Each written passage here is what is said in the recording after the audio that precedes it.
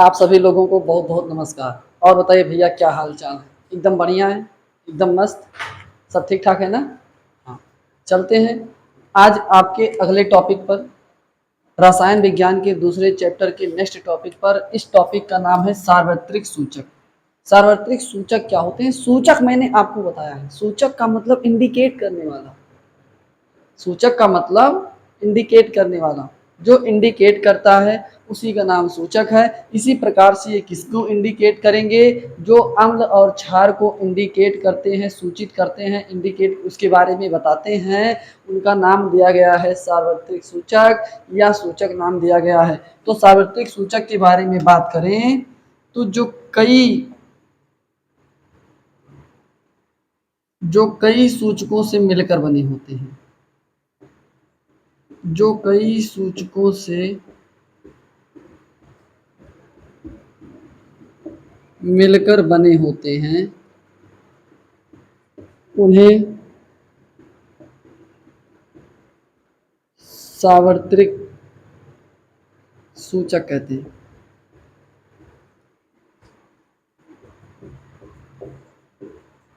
जो कई सूचकों से मिल करके बने होते हैं उन्हें सार्वत्रिक सूचक कहते हैं। और सार्वत्रिक सूचक के बारे में अगर बात करें तो यहाँ पर बात आती है कि जैसे आपका आता है पीएच। पीएच का मतलब होता है potent of hydrogen. Potent of hydrogen. Potent of hydrogen का मतलब क्या है? पोटेंट का मतलब एनर्जी। एनर्जी। पोटेंट का मतलब पोटेंशियल। पोटेंशियल का मतलब होता है एनर्जी, विभव। हाइड्रोजन का विभव।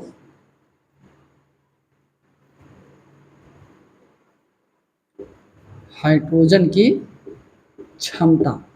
और जो हाइड्रोजन की क्षमता है, इसी हाइड्रोजन की क्षमता को ही कहा जा रहा है पीएच। और जो पीएच मान होता है, इस जो पीएच को बताना चाहते हैं, ये 0 से लेकर के इसकी वैल्यू 14 तक होती है। कहाँ तक होती है?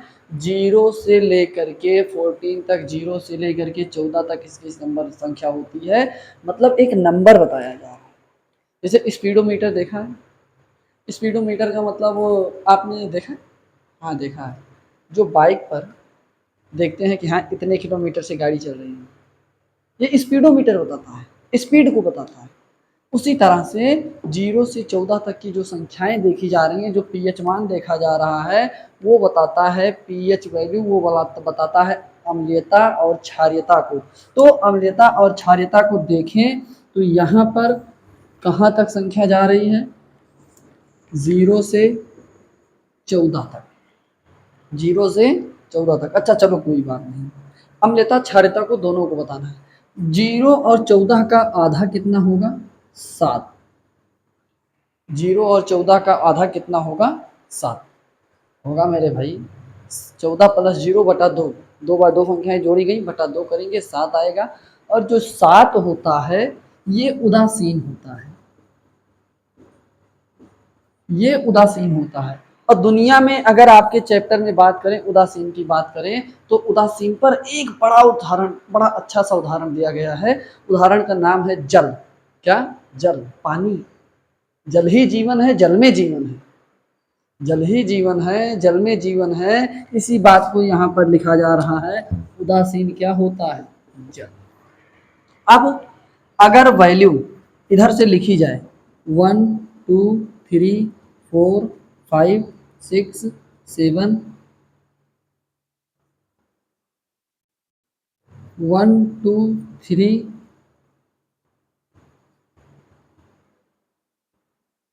4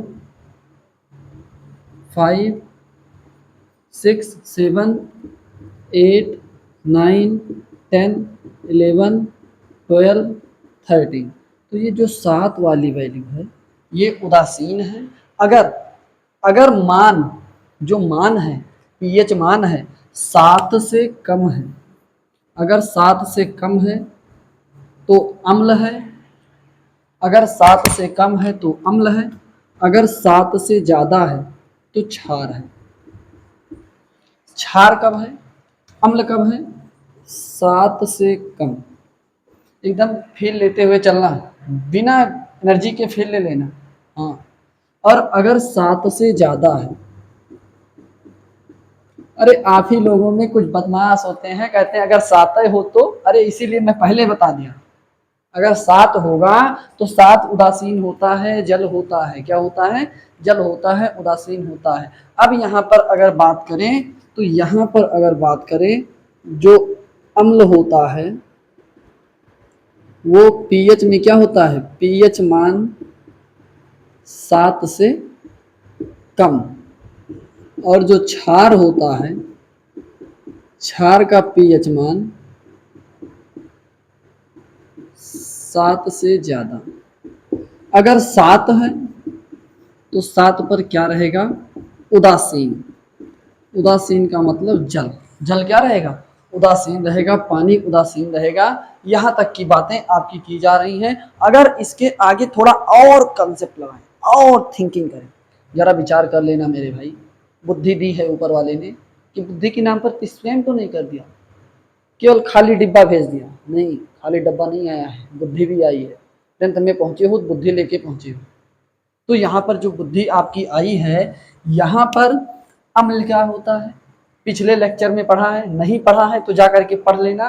क्या पढ़ा है पिछली वीडियो में, जो H+ आयन देते हैं पानी में वो अम्ल होते हैं, और जो पानी में क्या देते हैं, पानी में क्या देते हैं, OH- आयन देते हैं, उन्हें क्षार कहते हैं। उन्हें क्या कहते हैं, क्षार कहते हैं। अब आप 7 से इसकी तरफ जाओगे, 7 से इसकी तरफ जाओगे तो अम्ल बढ़ रहा है। कहने का मतलब अम्ल कब बढ़ेगा, जब H+ आयन की मात्रा बढ़ेगी। तो इस तरफ क्या होती है, H+ आयन की मात्रा क्या होती है, बढ़ती है, जब इस तरफ H+ आयन की मात्रा बढ़ती है। और क्षार क्या होते हैं, क्षार वो होते हैं जो OH- आयन देते हैं, क्या देते हैं, OH- आयन देते हैं। तो इस तरफ क्या होगा, OH- आयन की मात्रा बढ़ेगी, OH- आयन की मात्रा बढ़ेगी। मतलब सोचो, आंखों से देखो, आंखों आंखों का खेल है।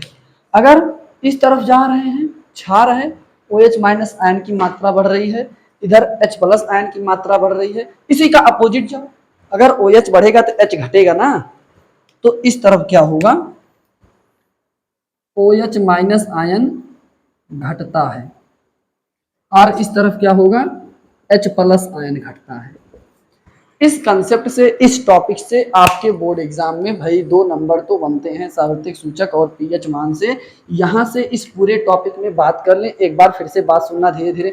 सार्वत्रिक सूचक क्या होते हैं, जो कई सूचकों से मिल करके बने होते हैं, उन्हें सार्वत्रिक सूचक कहते हैं। क्या कहते हैं, सार्वत्रिक सूचक कहते हैं।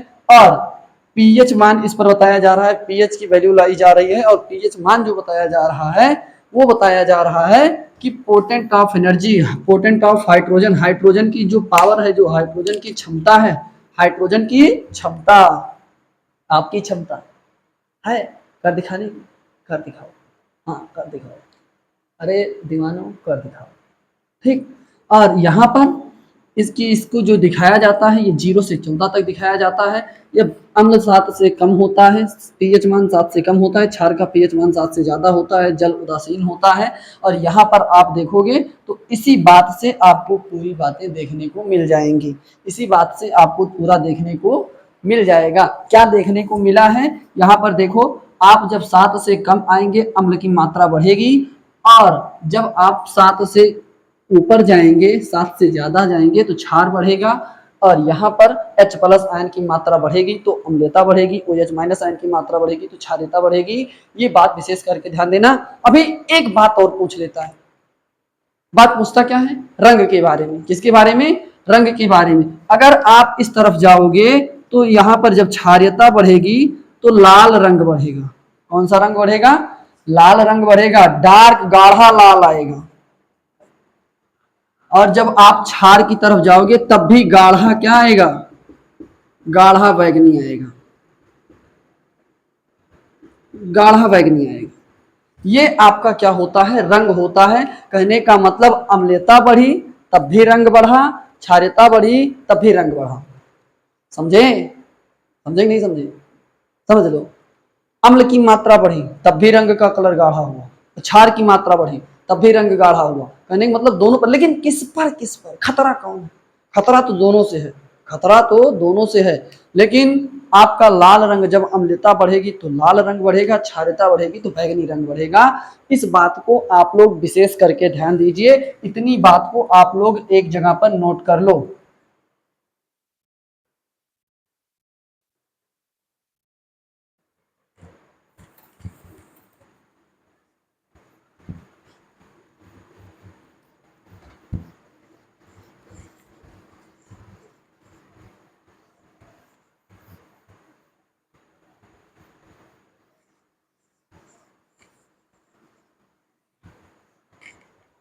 आगे बात करते हैं, आगे सबसे बड़ी बात कहते हैं, आगे की बात क्या है?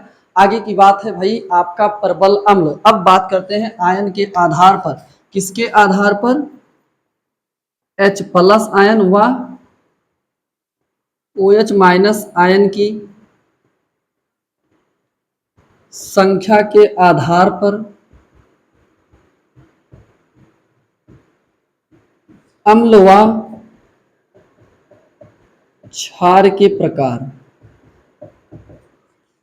H प्लस आयन और OH माइनस आयन की संख्या के आधार पर अम्ल और क्षार के प्रकार। और इसकी संख्या के आधार पर बात करते हैं तो कितनी तरह के होते हैं। सबसे पहले मैं अम्ल की बात कर लूं। अगर अम्ल की बात की जाए, एसिड की बात की जाए, तो अम्ल दो प्रकार का होता है। एक होता है प्रबल अम्ल, एक होता है दुर्बल अम्ल। अरे दुर्बल का मतलब हमारे जैसा भाई, ये दुर्बलहीन प्राणी दिख रहा है ना, हाँ हमारे जैसा, हमारे जैसा। तो प्रबल अम्ल, दुर्बल अम्ल। अब किस तरह से परिभाषित करेंगे? जहां पर, ठीक, प्रबल अम्ल कहा जाएगा जो जलीय घोल में, जो जलीय विलयन में पूर्ण रूप से आयनित हो जाता है, सबसे ज्यादा H प्लस आयन की मात्रा देगा, वो प्रबल अम्ल होता है। और जो कम H प्लस आयन की मात्रा देगा उसे दुर्बल अम्ल होता है। तो प्रबल अम्ल क्या होता है? जो अम्ल जलीय विलयन में, जलीय विलयन में अधिक संख्या में H प्लस आयन देते हैं, H प्लस आयन देते हैं, या पूर्ण रूप से टूट जाते हैं, या पूर्ण रूप से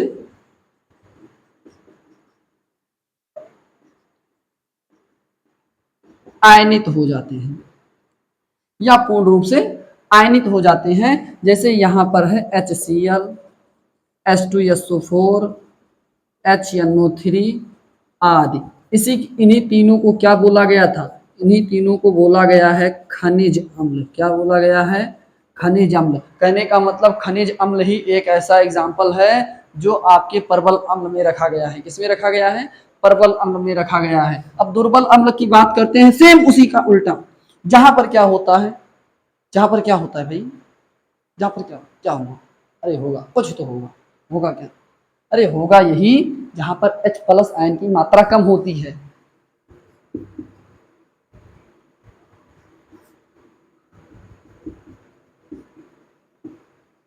जिस अम्ल में H प्लस आयन की मात्रा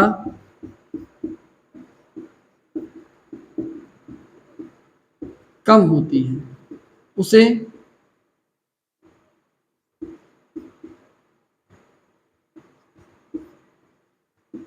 उसे दुर्बल अम्ल कहते हैं, या पूर्ण रूप से आयनित नहीं होते हैं, या पूर्ण रूप से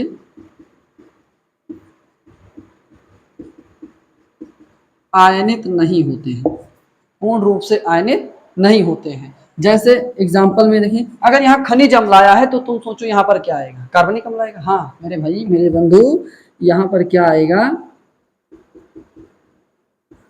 कार्बनिक अम्ल। अब कार्बनिक अम्ल का एग्जांपल रख लो। कार्बनिक अम्ल में सिरका आएगा। क्या आएगा? सिरका। अरे acetic acid, citric acid, acetic acid, acetic acid सुना है ना? सिरका ही है। हाँ, यहाँ पर क्या आएगा, एसिटिक अम्ल, सिट्रिक अम्ल, और दुर्बल अम्ल ही खाए जाते हैं, दुर्बल अम्ल ही खाए जाते हैं। यही दुर्बल अम्ल क्या होते हैं, दुर्बल अम्ल खाए जाते हैं। दुर्बल अम्ल का, दुर्बल अम्ल का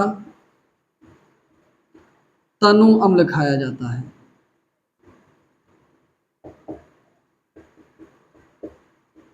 दुर्बल अम्ल का तनु अम्ल खाया जाता है। ये होते हैं दुर्बल अम्ल, प्रबल अम्ल। ये संख्या के आधार पर है। अगर H प्लस आयन की मात्रा बढ़ेगी, आप सीधी सी बात देखो, इसकी संख्या के आधार पर है। अगर H प्लस आयन की मात्रा बढ़ेगी तो प्रबल अम्ल है, ज्यादा है। अगर H प्लस आयन की मात्रा कम है तो ये दुर्बल अम्ल होता है। यहाँ पर देखो मात्रा कम है और यहाँ पर अधिक संख्या में है, मात्रा ज्यादा है, तो इसी को कहा जाता है प्रबल अम्ल, प्रबल अम्ल और दुर्बल अम्ल। इतनी बातों को नोट कर लो, फिर हम आगे बात करते हैं।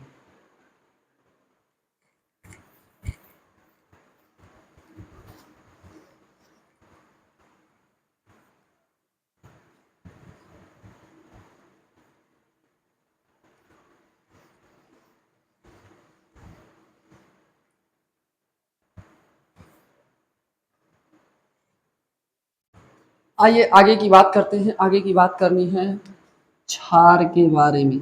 अरे क्षार, क्षार का मतलब बेस। क्षार का मतलब क्या, बेस। क्षार का मतलब क्या, बेस। हाँ बेस, बेबी को बेस पसंद है। नहीं, ये वाला बेस नहीं, डीजे वाला बेस नहीं भाई, वहाँ का बेस नहीं लाना है। यहाँ पर बेस की बात हो रही है। बेस जहाँ पर डीजे ज़्यादा तेजी के साथ बजेगा वो ज़्यादा क्षार है, प्रबल क्षार है। नहीं, ये आप गलत फहमी में मत रहना, ये बात गलत फहमी पे ना रहना भाई, ठीक। ये सब बहुत बड़ी गलत फहमियाँ हैं। तो यहाँ पर प्रबल क्षार के बारे में बात करेंगे। जो क्षार जलीय घोल में, जलीय घोल में OH माइनस आयन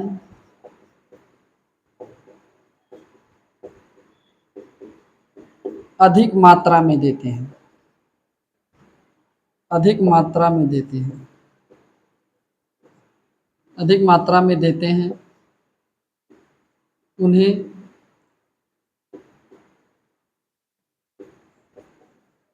प्रबल क्षार कहते हैं। क्या कहते हैं, प्रबल क्षार कहते हैं।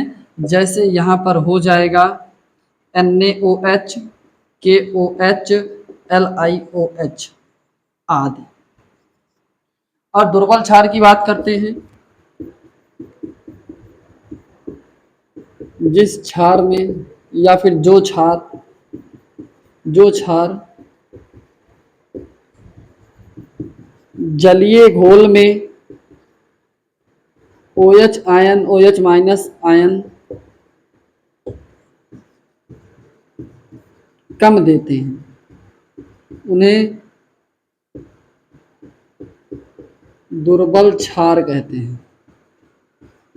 क्या कहते हैं, दुर्बल क्षार। जैसे MgOH का होल ट्वाइस, CaOH का होल ट्वाइस, BeOH का होल ट्वाइस आदि। यहाँ पर आपको कुछ नहीं भाई, एकदम सीधी सी बात याद रखनी है, कुछ करना नहीं है, एकदम प्योर कंसेप्ट है, एकदम प्योर बातें हैं। इन प्योर बातों में एकदम बात ध्यान से समझना। क्षार के बारे में बात हो रही है, क्षार क्या होते हैं। अरे क्षार को तो सुना है, जो स्वाद में क्या होते हैं, स्वाद में कड़वे होते हैं और क्या देते हैं, OH माइनस आयन देते हैं। यही तो, यही तो, हाँ यही, यही बातें हैं, यही बातें हैं मेरे भाई, मेरे बंधु, मेरे प्रिय प्रिय बंधु, यही बातें हैं। और भाई इतनी बात आप नोट कर लो। फिर मिलते हैं, हम मिलते हैं आपको अगली वीडियो में। तब तक के लिए ओके बाय भाई, ध्यान रखना, अपना ख्याल रखना। जय हिंद।